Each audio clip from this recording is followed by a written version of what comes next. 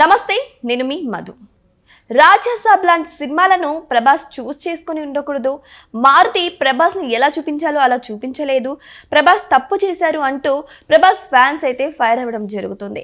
మారుతి ప్రభాస్ విషయంలో ఆచితూచి అడిగేయలేదా అనే విషయాల గురించి రోజు మనం తెలుసుకుందాం.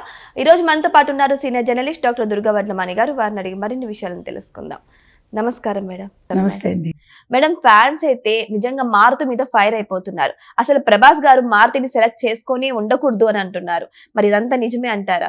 అంటే ఇప్పుడు అసలు మీరు మారుతిది మొత్తం చూసుకుంటే ఆయన కెరీర్ పరంగా 2012లో మొదలు పెట్టాడు ఆయన. ఈ రోజుల్లో బస్ స్టాప్, భలే భలే మగాడు, తర్వాత కొన్ని మంచి సినిమాలు ఉన్నాయి ఆయన. సో ఆ మంచి సినిమాల నుంచి క్రమేణా ఆయన తగ్గుతూ వచ్చాడా, ఎందుకని రాజాసాబు ఈ రకంగా తీశాడు అనేది ఎవరికి అర్థం కావట్లేదు. అంటే ఆయన సినిమాలన్నీ కూడా ఒక రేంజ్ సినిమాల్లో ఉంది. ఇప్పుడు చాలా హైప్కి వెళ్ళాడు ఆయన. ప్రభాస్తో సినిమా అంటే చాలా పెద్ద సినిమా కింద లెక్క. అంటే హ్యాండిల్ చేయలేకపోయాడు. ఎందుకంటే సినిమా రాజాసాబు మొదటి హాఫ్ అంతా కూడా అంత బాగా లేదు అన్నట్టుగా టాక్ ఉంది. సెకండ్ హాఫ్ ఉన్నంత ఇదిగా మొదటి హాఫ్ లేదని. అంటే ఎప్పుడు కూడా అందులో ఈసారి అతను హాస్యాన్ని కూడా పండించలేకపోయాడు, పేలవంగా ఉంది అంటున్నారు. అంటే దీన్ని అన్ని చూసుకుంటే మనకి ఒక పెద్ద హీరోని హ్యాండిల్ చేసేంత ఇంకా కెపాసిటీ మారుతికి రాలేదా ఇవాళ? అందుకే ప్రభాస్ ఫ్యాన్స్ చాలా కోపంతో ఆయన ఇంటి మీదకి దాడికి వెళ్ళడానికి ప్రయత్నిస్తున్నారా అని ఒక సందేహం. ఎందుకంటే ఇది చిన్న విషయం కాదు కదండి. ఇప్పుడు ప్రభాస్ కెరీర్కే ఒక పెద్ద ఇదవుతుంది. అందులో ప్రభాస్ సినిమా, ముగ్గురు హీరోయిన్స్, ఒక పాన్ ఇండియా రేంజ్ అనుకున్నప్పుడు ప్రజలు చాలా ఎక్స్పెక్ట్ చేస్తారు. సో ఆయన ఆ ఎక్స్పెక్టేషన్స్ ని మారుతి అందుకోలేకపోయాడని తెలుస్తుంది. అంటే క్యారెక్టర్ పరంగా తెలుగు వాళ్ళు లేరు, తర్వాత హీరోయిన్స్ పరంగా ఒక తెలుగు వాళ్ళు లేరు. ఒక హీరో తప్ప మిగతా వాళ్ళందరూ నార్త్ ఇండియాకి ఎక్కువ సంబంధించిన వాళ్ళు ఉన్నారంటున్నారు. సో ఇవన్నీ చూసుకున్నప్పుడు మారుతి ఇంకోసారి ఆలోచించుకోవాలి. ఇలా పెద్ద హీరోలతో చేసేటప్పుడు ఆయన అలా దూకేయకూడదు. కథాపరంగా కావచ్చు, క్యారెక్టర్స్ పరంగా కావచ్చు, ఆచితూచి అడుగులు వేయాల్సిన అవసరం ఎంతైనా ఉంది అని తెలుస్తుంది. సో మొత్తం మీద మనం చూసుకుంటే ఇవాళ రాజాసాబ్కి అంత పెద్ద గొప్ప పేరైతే రాలేదు. చాలా ప్లస్ పాయింట్ ఏంటంటే విజయ్ సినిమా పోస్ట్ పోన్ అయింది. మరి రాజాసాబ్కి పండగ కదా ఒక రకంగా. కానీ మరి టాక్ ఇంకా సరిగా ఎక్కడ వచ్చినట్టు లేదు. నేను అంటున్నది అది. అంటే కథాకథనం అనేది చాలా అవసరం. ఇప్పుడు ఇంకొకటి అండి, మీరు మామూలుగా ప్రభాస్ మూవీస్ కొన్ని చూసుకుంటే చాలా సోబర్గా చాలా ఇదిగా ఉంటాయి అతను. కానీ దానికి భిన్నంగా ఈ సినిమా ఉంది అని అంటున్నారు. మంత్రాలు, తంత్రాలు, తర్వాత మైండ్ గేమ్, ఇవంతా కూడా. అంటే ఒక పేరు పెట్టడమే రాజాసాబ్ అతని పేరు. సో అదేదో ఒక పెద్ద కింగ్ లాగా అందరూ ఊహించుకుంటారు కదా. సో మరి దానికి తగ్గట్టు, అంచనాలకు తగ్గట్టు సినిమా ఎందుకు తీయలేకపోయాడు? ఒకసారి ఆయనే అవలోకనం చేసుకుంటే బాగుంటుంది.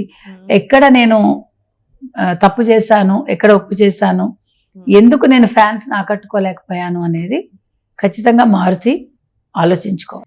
నిజానికైతే మారుతి గారు ఇంతకు ముందు చెప్పారు, బుజ్జిగాడ్లో ఉన్న ఆ ప్రభాస్ ని తీస్తాను, మళ్ళీ ఆ చిలిపి ప్రభాస్ ని మీ ముందర ప్రవేశపెడతానని చెప్పేసి అన్నారు. ఫ్యాన్స్ కూడా నమ్మారు. ఎందుకంటే బలబలే మగాళ్ళలో చాలా మంచి కామెడీని సృష్టించారు. మహానుభావుల్లో కూడా శర్వానందన్ పెట్టి చాలా మంచి కామెడీని సృష్టించారు. సో ఇవన్నీ కూడా ఎక్స్పెక్టేషన్స్ పెట్టుకున్నారు ఫ్యాన్స్ అయితే.